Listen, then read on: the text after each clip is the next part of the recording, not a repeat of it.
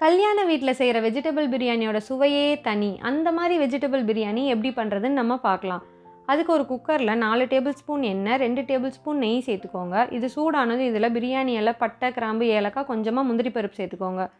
2 வெங்காயம், 2 பச்சை மிளகாய் சேர்த்து வதக்கிக்கலாம். 2 டீஸ்பூன் இஞ்சி பூண்டு பேஸ்ட் சேர்த்துட்டு நல்லா வதக்கிருங்க. வதங்கினதும் 2 தக்காளி சேர்த்துட்டு 1 டீஸ்பூன் மிளகாய் தூள், 1/2 டீஸ்பூன் காஷ்மீரி மிளகாய் தூள், 1 டீஸ்பூன் மல்லித்தூள், 3/4 டீஸ்பூன் பிரியாணி மசாலா, 1/4 டீஸ்பூன் கரம் மசாலா சேர்த்துட்டு தேவையான அளவு உப்பு சேர்த்துட்டு வதக்கிடுங்க. இதில் கொஞ்சமாக கொத்தமல்லி, புதினாவும் சேர்த்துட்டு காய்கறி சேர்த்துக்கலாம். நான் வந்து கேரட், பீன்ஸ், உருளைக்கிழங்கு, பச்சை பட்டாணி சேர்த்துருக்கேன். நீங்கள் இதில் மஷ்ரூம், காலிஃப்ளவர் சேர்த்துக்கலாம். 3 டீஸ்பூன் தயிர் சேர்த்துட்டு நல்லா வதங்கினதும் 1 கப் பாஸ்மதி அரிசிக்கு 1/2 கப் தண்ணி சேர்த்துக்கோங்க. தண்ணி கொதிச்சதும் உப்பு பார்த்துட்டு 30 நிமிஷம் ஊற வச்சுருந்தா 1 கப் பாஸ்மதி அரிசியை சேர்த்துட்டு குக்கர் மூடி போட்டு 2 விசில் வச்சு இறக்கிடுங்க. இப்போது ஒரு சாஸ்பேனில் எண்ணெய் சேர்த்துட்டு பிரெட் துண்டுகளை பொரித்து எடுத்து தனியாக வச்சுருங்க. 2 விசில் போனது திறந்து பார்த்தீங்கன்னா வீடே மணக்கிற வெஜிடபிள் பிரியாணி ரெடி.